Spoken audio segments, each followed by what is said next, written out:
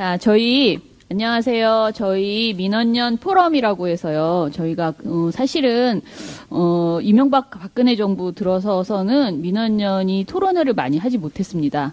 초기에는 굉장히 열심히 했는데 박근혜 정부 때는 거의 토론회를 하고 있을 시간에 기자회견을 하는 경우가 훨씬 많았고요.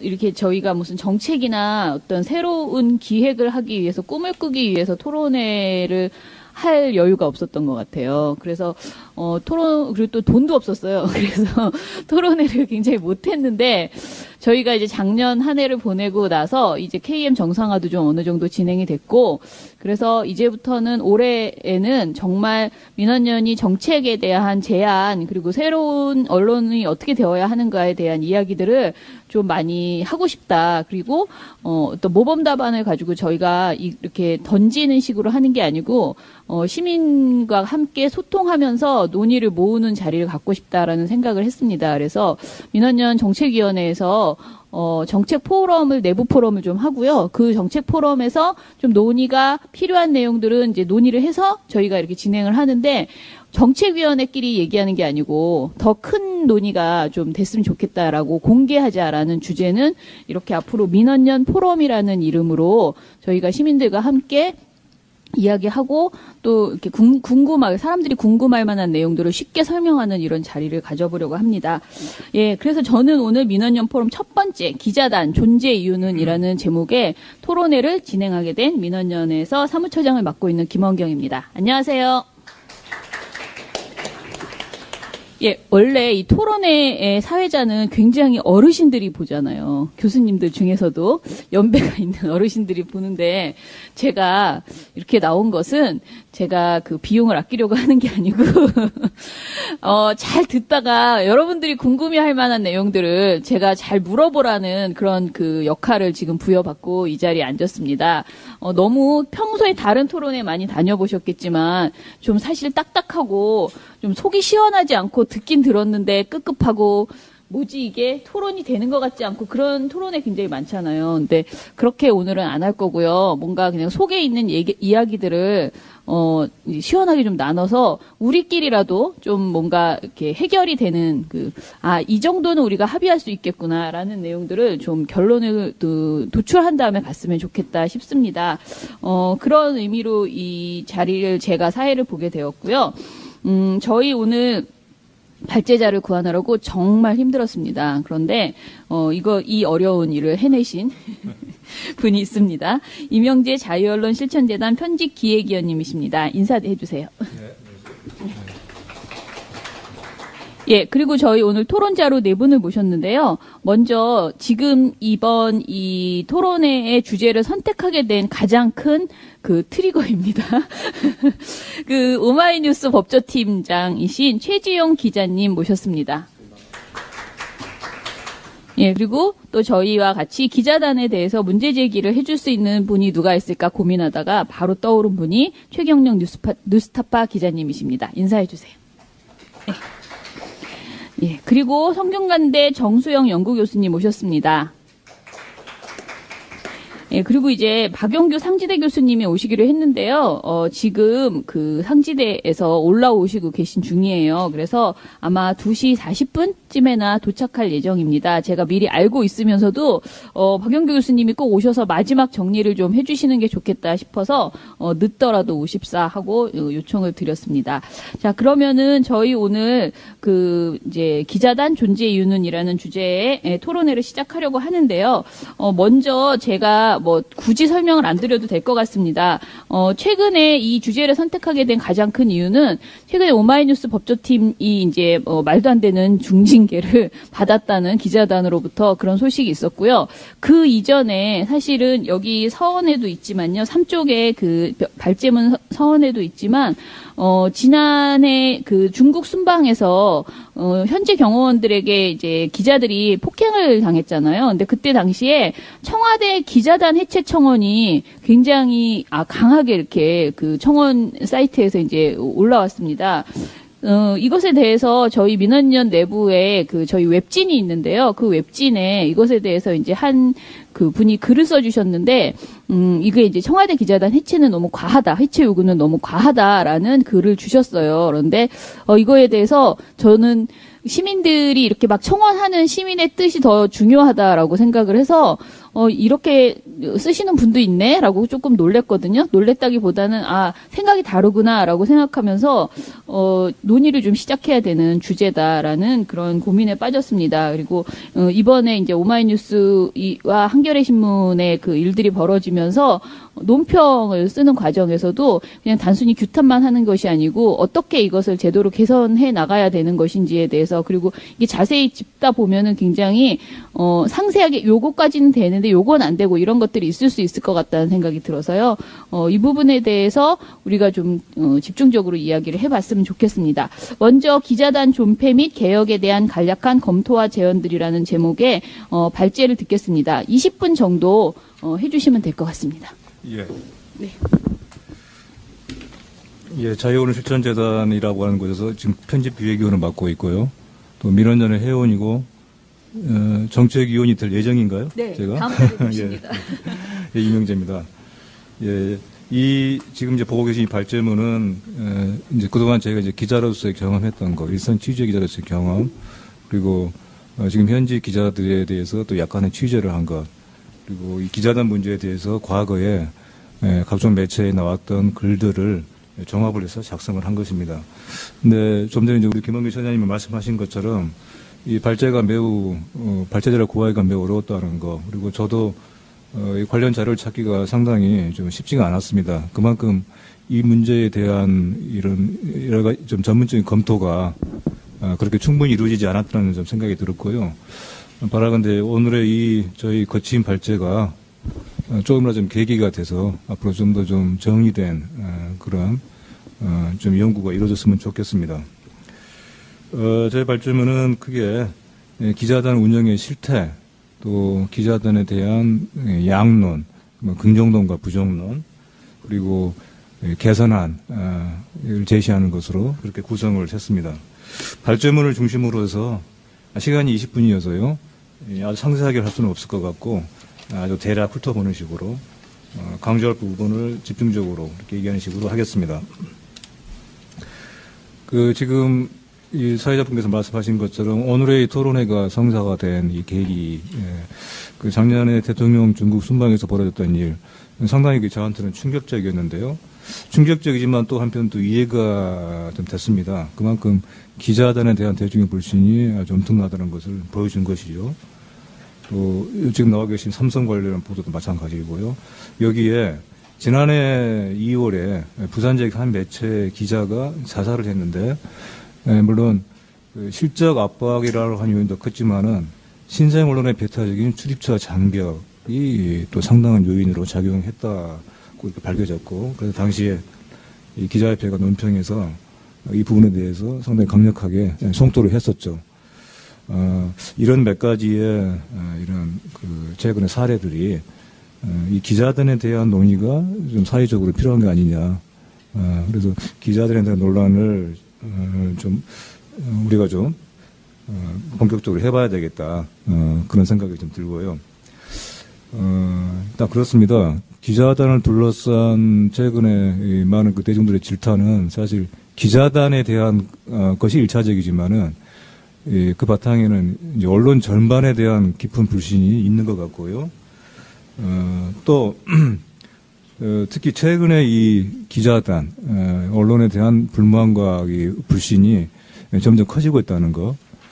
잘 아시는 것처럼 이명박 박근혜 정권 하에서 특히 그 언론의 여러 가지 참상에 대해서 많은 국민들이 잘 알고 있기 때문에 바로 그런 점이 기자단에 대한 비판과 불만으로 폭발하는 것이 아닌가, 그렇게 볼 수 있을 것 같습니다. 그래서 저 얘기는 이제 기자단에 대한 운영과 기자단의 운영에 대한 그런 여러 가지 얘기와 함께 궁극적으로는 언론이 어떻게 좀 제자를 찾을 것인가, 언론 개혁과 정상화의 문제와도 관련이 있다고 봅니다. 어쨌든 간에 저는 오늘 좀 몇 가지 질문을 던지고 해법, 정답이 아니라 해법에 대해서 몇 가지 간략하게 제안을 하려고 합니다.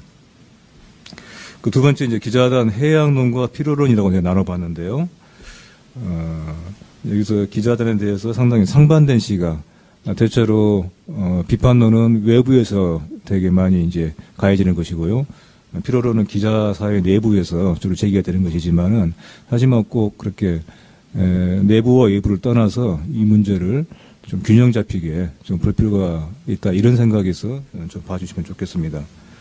기자단에 대한 이 정의에서 제가 이제 쓴 것처럼 상당히 그 취재의 편익을 꾀하고 취재원과 언론사 사이에 정보의 창구를 공식화함으로써 정보의 원화명을 막고자 한다.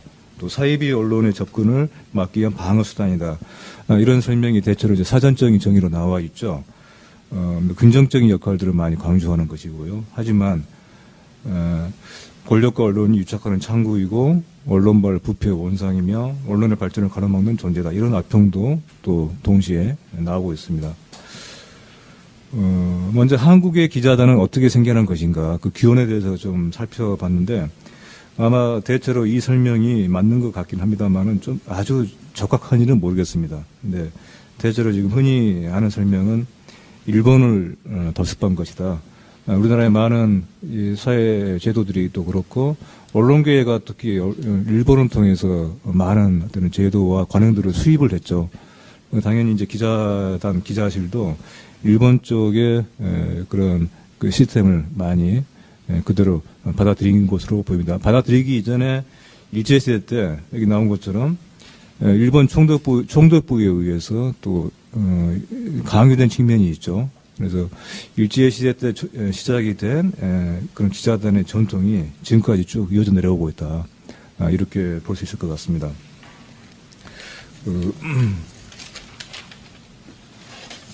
사실 그래서 다른 이제 외국의 사례를 보더라도 이게 매우 한국적인 현상입니다. 다른 어떤 나라를 보더라도 미국, 영국, 유럽 이런 선진국은 물론이고 뭐 중남미라든가 그래서 아프리카까지는 모르겠지만은 다른 많은 흔히 한국보다 이런 사회 경제적인 수준이 상대적으로 떨어진다고 보이는 그런 나라들에서도 사실 기자단이라고 하는 이런 식의 조직 또는 그런 문화는 없는 것으로 그렇게 파악이 됩니다. 뭐 미국의 이제 기자단, 미국의 이제 기자실처럼 백악관이나 국무성 등에도 이제 기자실이 있기는 하죠. 근데 이것은 기자들이 상주하는 공간은 아니고 작업장 성격의 그런 공간이죠. 또 누구나 들어올 수 있고 또 정부나 의회가 공개 브리핑을 통해서 누구든 내국 기자든 외국 기자든 누구나 참여할 수 있게 그렇게 이제 돼 있는 것이죠. 근데 그럼에도 아무튼 한국에서는 상당히 이제 기자실 필요론이 있어봤는데 가장 큰 이제 근거들로는 대체로 한국에서는 역시 인연과 안면이 취재에 중요하기 때문에 인적 네트워크를 쌓기 위한 그런 공간적인 기반이 필요하다. 그래서 출입처가 필요하고 당연히 출입처가 있으면은 기자실도 필요하고 그렇게 해서 기자단도 자연스럽게 형성되는 것이 아니냐 이렇게 얘기를 하죠. 또 공공기관 중에서도 기자단을 운영하는 이유들이 대체적으로 이제 정부 부처를 무분별하게 개방하면은 기밀을 요하는 정보들이 함부로 유통이 될 수 있다. 그래서 여기에 대한 일정한 관리가 필요하다. 대체 이런 논리들이죠. 지금 우리 국회에 등록된 기자가 1,700명으로 나와 있는데 이렇게 많은 줄은 최근에 알았지만은 상당히 많죠. 이렇게 많은 기자들이 움직인다면은 출입한다면은 그래 뭔가 체계적인 어떤 관리가 좀 자체 관리가 필요할 수도 있겠다. 뭐 그런 생각도 듭니다. 그 아래 나왔는 것처럼 작년인가요? 삼성 이재용 씨가 검찰에 특검에 출두했을 때 어떤 모 방송사 기자 한 명이 아주 좀 무리한 행동을 해서 많은 다른 기자들의 항의를 받은 사례, 뭐 이제 이런 것이 좀 취재 현장을 체계적으로 관리하거나 비상식적 행동을 하는 기자들에게 징계를 내리는 수단으로 기자단이 필요하다. 뭐 이런 논리죠. 근데 여기서 제가 관련 자료를 찾아보다가 상당히 좀 재미있는 기사를 하나 좀 찾았습니다. 이게 1965년 그러니까 3공화국 정부가 막 들어섰을 때 이제 그때의 일이죠. 당시에 청와대와 출입기자단이라고 하는 제목으로 신문과 방송에 실은 당시에 경향신문 정치부 기자였던 이상우 씨가 쓴 이제 글인데요. 그 청와대 출입기자실이 마련된 것이 박정희가 민정으로 이양이 사실상 이제 형식상으로 민정으로 이양하고 나서의 일이라고 합니다. 그러니까 그 전까지는 이승만의 경무대라든가 또 그 전에 뭐 윤보선 씨의 청와대 시절에는 아예 기자들의 접근이 불가능했다는 것이죠. 그런 청와대에 이제 기자실을 설치를 했고 기자들의 취재가 가능한 공간으로 만들었다는 것인데, 물론 이제 이 글에서 이제 이상우 씨의 이제 얘기는 약간 비판적으로 이제 보는 것이었지만은 이것이 상당히 이제 기자단에 대한 이 공공기관 또 정부 권력의 생각이 어떠한가를 좀 보여주는 단면 같습니다. 그러니까 한편으로는 불편하지만은 침입자로 생각하지만 또 한편으로는 얼마든지 일종의 우군으로 자기 어떤 정권의 홍보와 선전에 활용할 수 있는 그런 조력자로 보는 측면이 있다는 것이죠. 그런 이중성이 이제 동시에 좀 내재되어 있다. 그렇게 좀 볼 수 있을 것 같습니다. 기자단의 과거와 현재를 한번 또 좀 비교를 해봤는데요. 아마 여기 나오신 분들, 이제 연배가 좀 되신 분들은 아마 선명하게 기억을 하실 것 같은데요. 아마 이제 기자단을 둘러싼, 아마 제가 알기로는 아마 그 가장 큰 추문 중에 하나였던 것 같습니다. 91년도 일어난 이른바 그 보사부 기자단의 촌지 사건. 1억 원에 가까운 촌지를 공공기관보다는 주로 이제 그 보사부니까 제약업체, 또 화장품업체, 이제 이런 기관들, 단체들로부터 추석 명절을 전후해서 거뒀다는 것이죠. 그래서 이것을 보사부 출입하는 기자들 한 20명 정도, 여기 21개사네요, 당시에. 기자들에게 이제 나눠줬는데 그 과정에서 문제가 생겨서 일부 기자들이 이거는 뭔가 좀 분배가 좀 형평성이 잃었다, 이렇게 불만을 쏟아내는 과정에서 당시에 마침 이제 88년에 창간됐던 한겨레 기자가 그거를 보고 애초에는 기사화할 생각이 없이 자기 동료 기자들을 고발하는 것이니까요. 회사에 이제 일종의 정보보고 형태로 얘기를 했던 것인데 한겨레 내부에서 치열한 토론 끝에 이걸 기사화하기로 그렇게 했다는 것이죠. 그렇게 해서 알려진 사건이죠. 아주 상당한 파문이 일었죠. 예, 그래서 대부분의 이제 관련된 신문, 방송, 통신사들이 사과문을 발표하고 또 출입기자 징계도 하고, 징계도 내리고, 그래서 일부 기자는 회사를 또 떠나게 됐죠. 제가 있었던 회사에서도, 그때 당시에 출입기자가 회사를 떠난 것으로 그렇게 알고 있습니다. 또 기자단 탈 때까지도 그렇게 얘기를 했고요.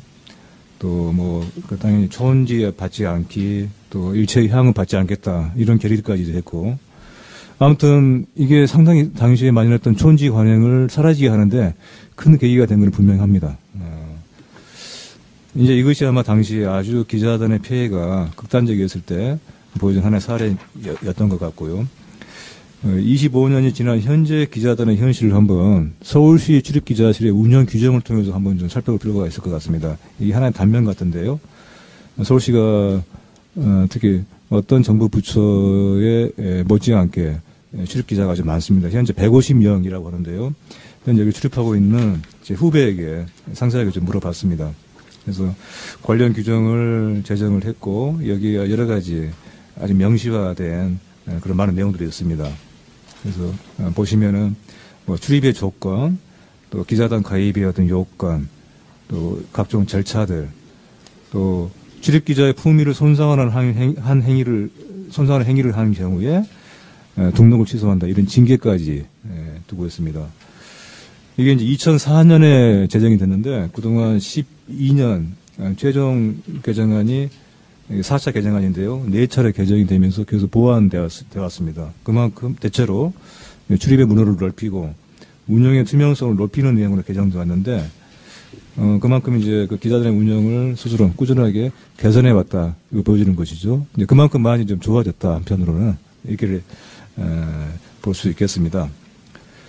근데 그럼에도 불구하고 왜 여전히 지금 기자단에 대해서 이렇게 많은 비판이 쏟아질까? 그건 다시 그걸 말씀드렸다시, 특히 최근에 전반적인 언론에 대한 이런 그 비판 감정, 이런 것들이 지금 드러나고 있고, 또, 특히 이제, 특권에 대한 이런 그 반발이 상당히 심하죠. 우리 사회가. 특히 촛불 집회 이후에 이제 그런 부분이 더욱 뚜렷해지고 있지만은, 지난번에 그 북한 아이스하키 팀에 대한 이런 논란에서 볼 수 있듯이, 기자라고 하는 집단이 하나의 특권 집단으로 대체로 인식이 되어 왔지 않습니까? 그래서 그런 기자단의 특권이 집약이 된 그런 하나의 상징적인 공간이 또 그런 기구가 기자단이겠고요. 또 여기에 역시 지난 9년 동안에 특히 이명박 박근혜 정권에서 주류 언론에 아주 정말 아주 형편없는 모습들, 그런 모습들이 그 배경이 있었다고 볼 수 있을 것 같습니다. 이렇게 복합적인 요인에 의해서 지금 불만들이 나오고 있다. 이렇게 볼 수 있을 것 같고요. 지금 시간이 벌써 상당히 지났는데 좀 서두르서 하겠습니다. 그 아래에 나와 있는 것처럼 그 대표적으로 2014년 5월이니까 세월호 참사 직후죠. 당시에 청와대 그 민모 대변인이 했던 이른바 그 교육부 장관의 진도 체육관에서 라면 사건, 그 발언을 이제 오프라고 해서 발언한 것을 기자들이 보도하지 않기로 했는데, 그걸 보도한 일부 매체에 대해서 징계를 내린 것이 이제 알려져서 많은 국민들이 아주 참 허탈해 했죠. 기가 막히게 했고, 상당히 그때 아무튼 제 역할을 못하는 것을 넘어서서 아주 정부라고 할 수도 없었던 그런 청와대와 정부에 대해서 이 기자들이 그거를 비판적으로 보도한 다른 기자들을 정부를 권력을 대신해서 벌을 준 것이다. 그런 그 사건이었죠. 또 박근혜 정권 때 지금도 우리가 상당히 많이 기억하고 있는 참 아주 우스꽝스러운 장면이 있지 않습니까? 대국민 담화, 대국민 기자회견이라고 하는데 일방적으로 대통령은 말하고 기자들은 심지어 어떤 때는 노트북조차 저도 없이 그냥 가만히 일종의 청중처럼 앉아있는 장면, 그런 모습들이 질문을 하지 않는 언론, 추궁하지 않는 언론, 그런 것을 보여주는 상징적인 장면이었던 것 같고요. 권력기관에 대한 비판자는커녕 장식물 내지는 조역으로 기자단을 각인시켜주는 이제 그런 장면이었죠. 대체로 이제 특히 청와대에서 이제 이런 아주 황당한 모습이 연출되는 것은 그만큼 기자단의 폐쇄성과 권력의 크기가 비례하기 때문인 것 같다. 그렇게 봅니다. 그래서 청와대만큼은 아니지만 청와대와 거의 버금가게 아주 권력이 센 기관이 역시 검찰이겠죠. 제가 인용한 그 미디어오늘의 기사에 이 검찰의 법조 기자단에 정시로 가입하기가 얼마나 어려운지를 아주 생생하게 보도를 해서 이렇게 인용을 했습니다. 법조 기자들이 또 묘한 우월감을 가지고 있다는 것도 상당히 기자들 사이에서는 많이 알려진 얘기죠. 제가 이제 작년 봄까지 있었던, 애초에 저는 이른바 그 조중동이라고 하는 신문정의 한 곳에서 기자 생활을 시작했었고요. 2000년대 초에 이제 그만뒀다가 잠깐 다른 일을 좀 하고 나서 작년 봄까지 어떤 경제지에 거의 데스크와 논설위원으로 이제 있으면서 특히 제가 이제 데스크로 있던 부서에서 마침 검찰 담당이 있었기 때문에 검찰 출입 기자단에 대한 여러 가지 그 내부 사정들, 출입과 가입의 요건들 좀 들었는데, 아무튼 결국은 여기 나와 있는 것처럼 3명 이상의 기자를 법조팀에 3년 이상 배치를 해야 기자단에 가입하는 것이 아니라 기자단 가입 대상 투표에 붙여질 수 있는 자격이 생깁니다. 그렇게 어려워요. 그래서 결국 제가 했던 그 신문에서도 꾸준하게 아주 고공을 들였지만은 결국 가입을 못했죠. 물론 지금 기자단에 가입을 못한다고 해서 아예 법조 기자직에 출입할 수 없거나 그렇지는 않다고 합니다. 하지만 여러 가지 보이지 않는 또 그런 장벽도 있고 뭔가 뭔가 어떤 그 차이가 분명히 있죠. 그래서 그 아래 한번 좀 읽어보십시오. 상당히 좀 기가 막힌 이제 그런 사정이라서 참 보시면 그냥 헛웃음이 나올 정도로 그런 경우입니다. 아무튼 이제 대검 검찰 기자실이 특히 이렇게 좀 대표적으로 폐쇄적인 데고요. 청와대도 최근에 이제 여러 가지 문호를 더 넓히고는 있지만은 문재인 정부 들어와서는 상당히 청와대 실업 기자단이 많아지기도 했고 또 개방의 문턱도 낮아진 건 분명합니다. 이제 그럼에도 물론 이제 거기는 청와대 공간이 가지고 있는 협소성도 있지만은 그럼에도 여전히 그 청와대의 이른바 풀 기자단이라고 하는 청와대에서의 이른바 그 주류 언론들, 청와대 출입 기자단의 주류 세력들이 상당한 어떤 그 기자단 가입에 바리케이드를 좀 치고 있죠. 그래서 어떤 새로운 출입사를 받아들인다고 기자단을 가입시킨다라고 문헌을 넓혔지만은 실질적으로 그 요건을 맞추기는 거의 사실상 불가능한 그런 언론사들이 상당히 많다는 것이죠. 그렇습니다. 아무튼 이 권력의 크기와 이제 비례하기도 하고 또 지금 이제 검찰 예를 들었듯이 검찰과 같이 이런 이른바 정보의 비대칭성, 그러니까 취재원과 기자 간의 정보의 비대칭성이 상당히 큰 데 중에 하나이죠. 이제 그런 데일수록 또 더욱 기자단이 폐쇄적으로 운영이 되는 것은 그만큼 이 정보의 어떤 그 발원지의 접근권을 기자단에 가입하게 되면은 더 쉽게 갈 수 있기 때문에 그래서 한편으로는 출입자의 권력하고 유착이 되면서 가까워지면서 그 대외적으로는 장벽을 쌓는 그런 양면성이 보이는 것이죠. 일종의 권력의 일부를 할당받는 것이죠. 권력을 견제하는 것이 아니라 일부를 할당받고 그 권력을 누리면서 이렇게 상호 공존하고 상생하는 식으로 권력과 검찰이라고 하는 책이 작년이가 나온 적이 있었는데 거기서 이제 많은 검찰 개혁을 주장하는 사람들이 상당히 공통적으로 얘기했던 것 중에 하나가 바로 이겁니다. 검찰 개혁이 안 되는 상당 이유 중에 하나가 검찰 기자단에 있다. 저도 그런 점을 많이 느끼고 있습니다. 검찰 기자들이 느끼는 묘한 그런 그 검찰과의 동질감이랄까요? 한 식구 같은 의식. 그리고 말투까지도 닮아가고요.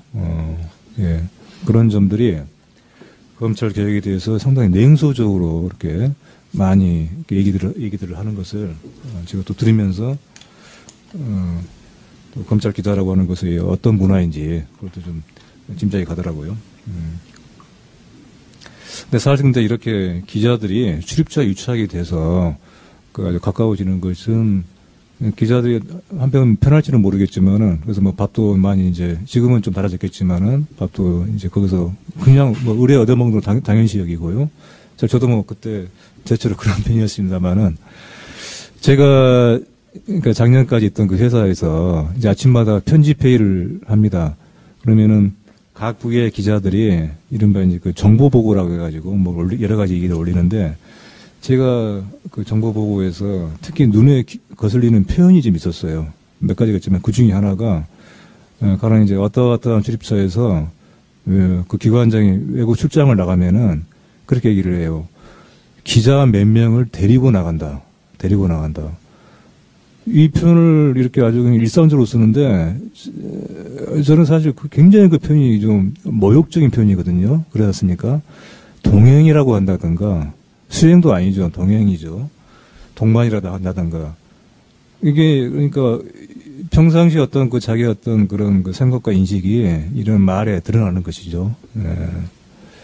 그래서 그런 점들이 이렇게 뭔가 그런 점들까지 아주 기자들 일상에 상당히 많은 영향을 미치고 있다. 그 아래 역시 미디어오늘에서 인용한 기사지만은 2016년 초에 정의와 국회의장이 기자 간담회를 할 때 이때 선진화 법 때문에 상당히 아주 시끄러울 때였는데 기자 간담회 표정은 무척 화기애애하더라. 뭐라든가 뭐 이런 거. 또 그 서울시청 기자단의 출입 조건, 아까도 제가 이제 규정을 통해서 이만큼 많이 좋아졌다라는 얘기를 했지만은, 그게 이제 긍정적으로 볼 때이고, 그럼에도 여전히 서울시청도 마찬가지입니다. 아니, 아주 마찬가지는 아니지만은, 검찰에 비해서는 낫겠지만은, 역시 매우 까다로워서, 여기 현재 출입하고 있는 기자 얘기를 들어보니까, 가입 투표를 1년에 2차례 정도 하는데, 이 투표 당일날 앞두고는 아주, 이 심판을 받는 이 언론사들은 아주, 여러 가지 작업들을 합니다. 뭐랄까요. 밥도 사주고, 또 가서 인사말도 하고, 예. 그렇게 해서 아주 환심을 살려고 많이 한다는 것이죠. 네, 그럼에도, 투표단 기자단 가입 투표의 그 찬성률은 매우 낮아서, 심지어 JTBC까지도 가입했던 것이 아주 최근이라고 합니다. 상당히 좀 믿기지 않는 일이죠. 예. 아무튼 어떻든 간에, 예, 지금 실상이 그런데, 재밌는 얘기가 지금, 저에게 이제 얘기를 해준 시청 출입 기자 얘기입니다. 제가 이제 인용을 해봤는데요. 기자단이라는 게 원래 기득권의 연합체다, 자기가 보기에도. 네, 나도 기자단에 가입하기 전까지는 이런 제도 자체에 대해 비판적이었는데, 일단 가입하고 나니까 오히려 더 비효원사에 대해서 가입을 꺼리게 되더라. 이런 고백을 하는데, 그러니까 울타리 안에 들어가야 되는 것이죠. 성 내에 진입을 하게 되면은 이제 그만큼 성 밖의 외부인에 대해서는 배타적이 되는 그런 이중성이 있는 것이죠. 예. 저는 여기서 이제, 기자단이 또 비단이 이렇게 출입처에서의 기자단의 소속이 안 된 언론사에 대한 배타성도 크지만은 또 한편으로는 기자단에서 형성이 되는 기자 문화, 그것이 어떤 갖는 여러 가지 부작용과 피해가 또는 적지 않다고 봅니다. 이제 돌이켜보면 제가 경찰서 출입을 했던 사회부 전현명 기자 시절에 이제 그때 경험들 생각을 돌아보면은 상당히 경찰 기자의 이런 운영이 이제 군대식입니다. 이것도 역시 이제 일본에서 많이 전승이 된 것이죠. 근데 그 같은 이제 군대식의 문화가 자산 외에서 이렇게 학습이 되는 것과 함께 기자단이라고 하는 여러 개의 언론사가 경찰서라는 공간에서 만나서 하나의 기자 집단으로 뭉치게 될 때 또 그런 어떤 집단화에서 발생하는 그리고 또 아주 독특한 집단 문화가 있습니다. 그래서 이것이 이제 선의로 보자면은 집단 의식도 될 수가 있고, 좋은 집단 의식, 아니 동료 의식, 또 선의의 경쟁, 또 분명히 또 출입자에 대해서 하나의 기자단이라고 하는 일종의 견제 어떤 집단이 있다는 것은 분명히 여러 가지 감시 효과가 분명히 있긴 하죠. 그런 긍정적인 측면도 있고, 하지만은 대체로 좀 부정적인 측면들이 더욱더 많이 나타나는 것이 아닌가. 우리가 흔히 얘기하는, 당신은 이제 기자 같지가 않다, 이런 얘기가 기자 사이에서는 상당히 칭찬일 수도 있습니다. 당신은 기자 같지가 않게 사람이, 여러 가지 말이 있죠. 점잖다든가, 함부로 하지 않는다든가, 건방지지 않다든가, 이런 얘기들이 많이 있습니다. 기자들이 오만하다고 하는 얘기도 사실은 출입처에서 일부러 이렇게 시키기도 하죠.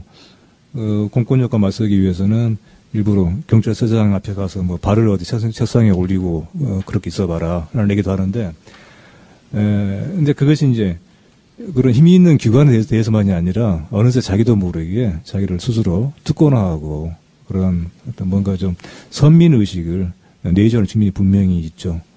그런 것들을 기자단에서 또 많이 또 서로 상호 학습하고 견인을 하죠.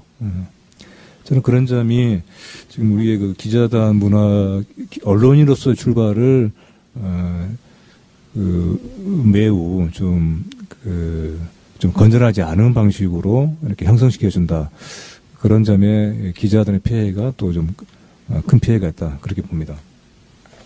마지막으로 기자단 개혁 그럼 어떻게 할 것인가에 대해서 제 평소에 생각했던 거, 그리고 이번에 발제를 하면서 좀 더 좀 공리를 했던 것을 말씀을 드리겠습니다. 사실 기자단에 대해서 당연히 뭐 논란이 많이 있었고, 그래서 개혁하고자 하는 시도가 과거에도 꽤 있었죠. 대표적인 것이 여러분 잘 아시는 것처럼 참여정부 때죠. 참여정부 때는 정말 많은 개혁을 했습니다. 참여정부 출범했던 것이 2003년 2월 25일인데, 바로 그날 당일에 청와대 춘추관을 뭐 대폭 개방했어요. 그리고 다른 부처에도 이제 계속 그런 개혁 조치들이 이제 파급됐고,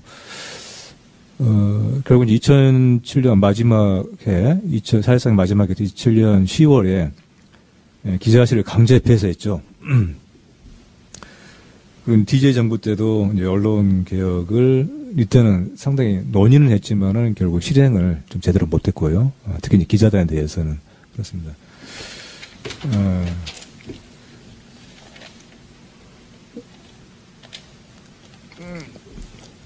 제가 이제 좀 전에 얘기한 참여정부 때 기자단 개혁, 이런 여러 가지 언론에 대한, 이런 개혁 조치들. 대체로 저는 상당히 잘했다고 봅니다. 방향도 잘 잡았고요. 그리고 실제적인 조치들도 매우 무척지 않게 효과적이었다 이렇게 봅니다. 근데 4년 동안의 그런 개혁 작업에 대한 평가를 하루아침에 좀 뒤바꿔 버렸던 것이, 2017년 10월에 바르고 기자실의 강제 폐쇄, 그것이 아니었던가. 저는 참 이게 두고두고 참 아쉬운데요. 역대 어느 정부보다도 언론에 대해서 친화적이었고, 참 개방적이었고, 그러니까 진정한 의미에서 이제 친화적이었던 그 참여정부였는데, 우리 참여정부가 언론과의 불화를 넘어서서 언론의 억압적인 조건으로 이렇게 일부에서 인식이 되고 있는 것에 이 이른바 대모질이라고 표현이 됐던 기자실 강제 폐쇄가였습니다. 그래서 저는 다시는 이런 식의 좀 성급한 조치는 있어서는 안 된다. 그건 해법도 아니고 여러 가지 반발만 할 뿐이다. 그렇게 생각을 합니다.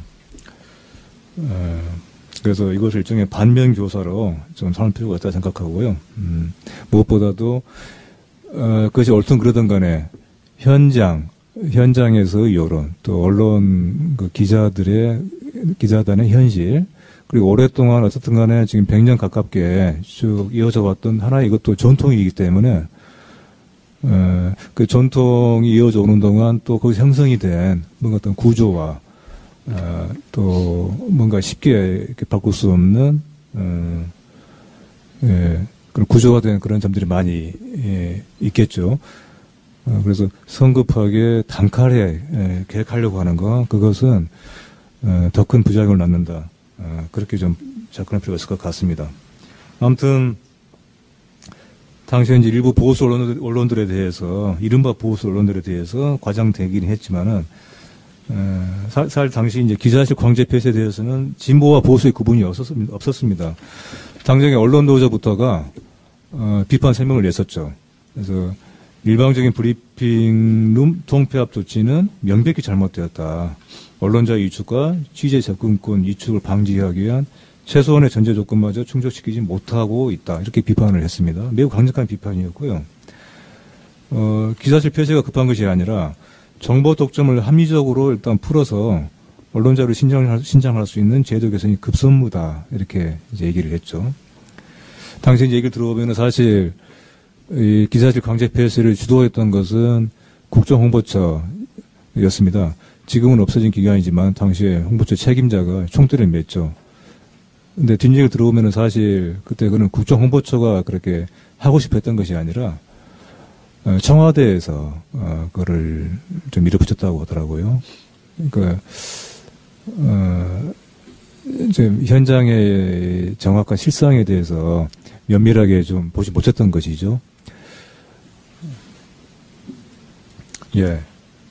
아무튼 일선 기자들 사이에서의 그 인식의 한 단면을 보여주는, 제가 다시 한번 인용하지만 아까 얘기했던 그 시청 출입하는 우리 후배 기자가 한 얘기입니다.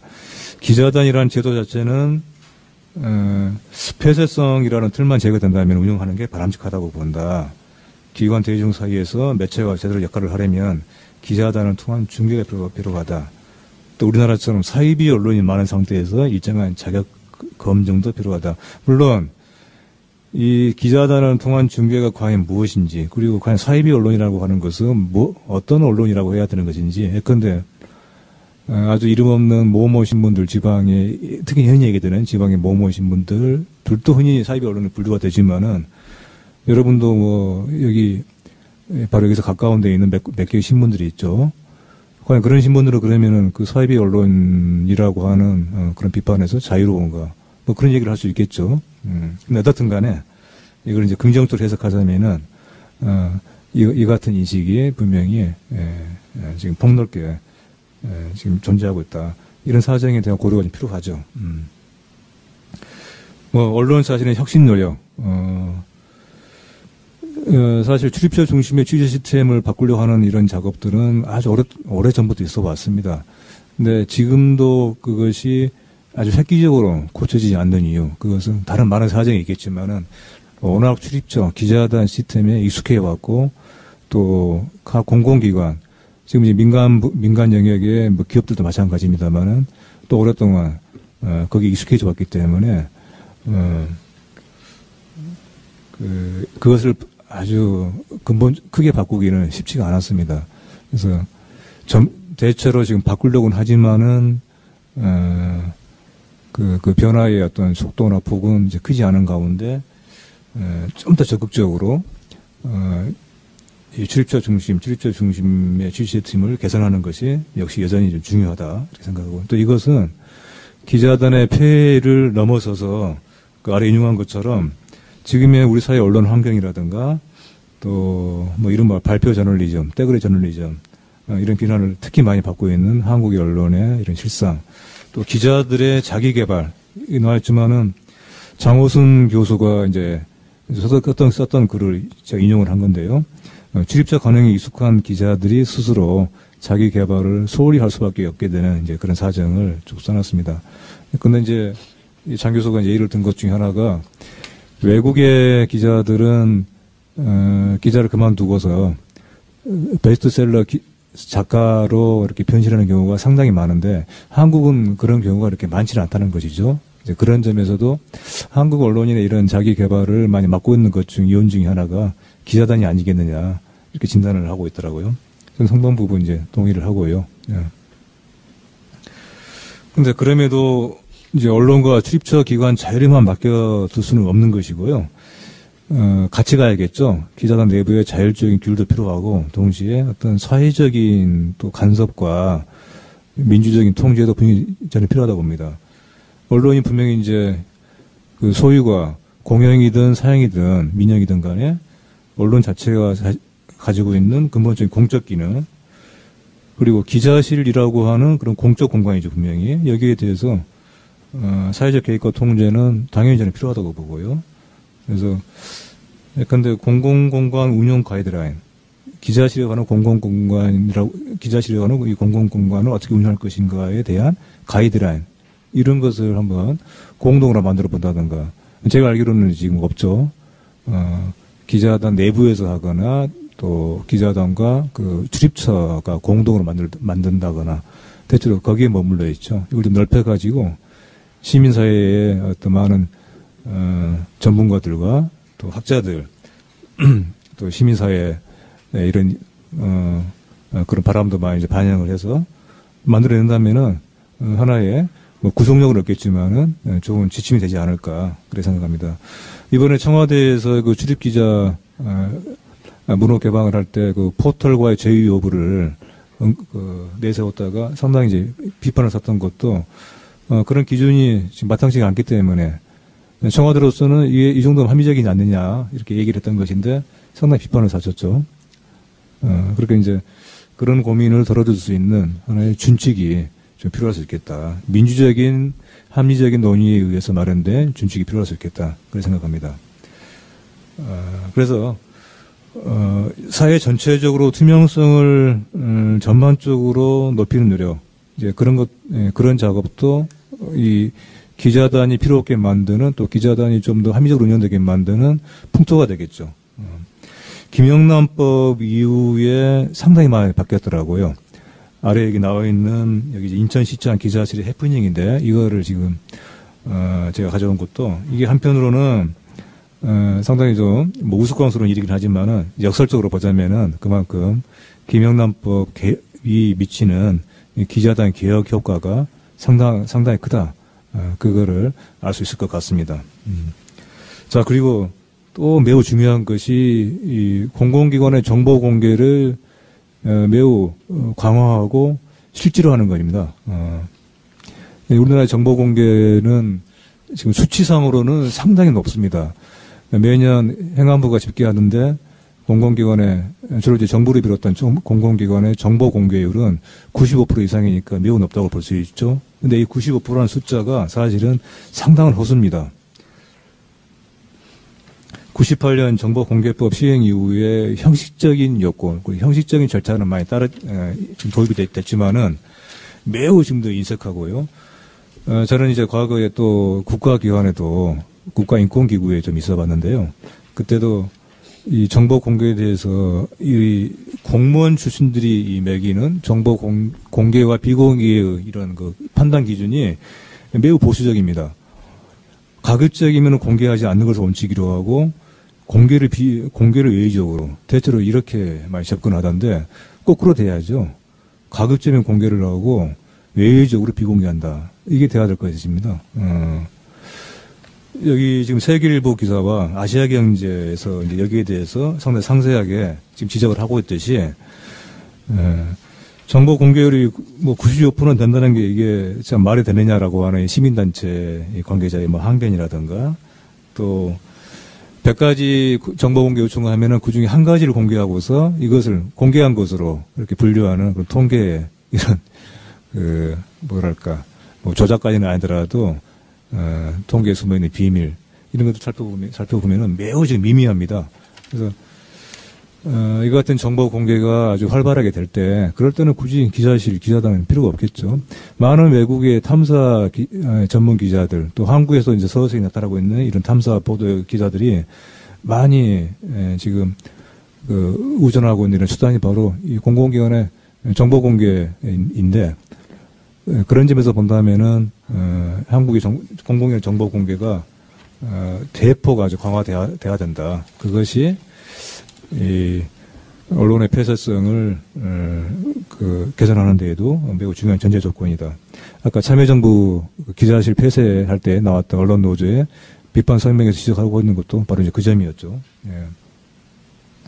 어찌됐건 이렇게 이제 다각적인 변화와 노력이 좀 필요하고 하지만 결론적으로는 역시 그래도 언론계 스스로가 일종의 자기 혁신의 일환으로 기자단 문제를 바라봐야 되겠다.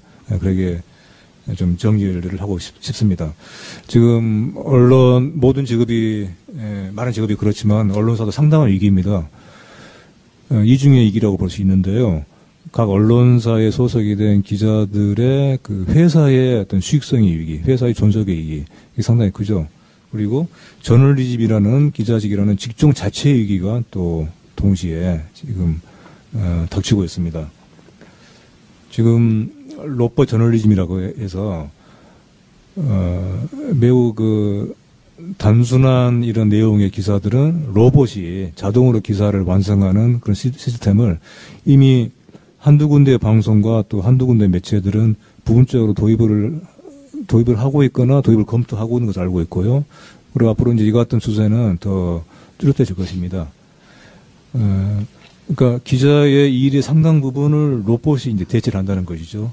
그만큼 이제 기자들의 설 자리가 많이 줄어드는데 지금처럼 기자실과 기자단을 근거지로 해서 정보 취득을 선점하고 또 정보 접근의 우선권을 갖고 이런 식으로는 살아남기 힘들다는 것이죠. 그래서 지금의 출입처와 기자단은 얼핏 기자들 자신들을 보호하는 것 같지만은 궁극적으로는 기자들을 가두는 것이다. 감금하는 감옥과 같은 것이다. 저는 그렇게 보고 싶고요. 그래서 출입처와 기자들 스스로가 박차고 나와야 된다. 그렇게 얘기를 하고 싶습니다. 네, 이상은 마치겠습니다.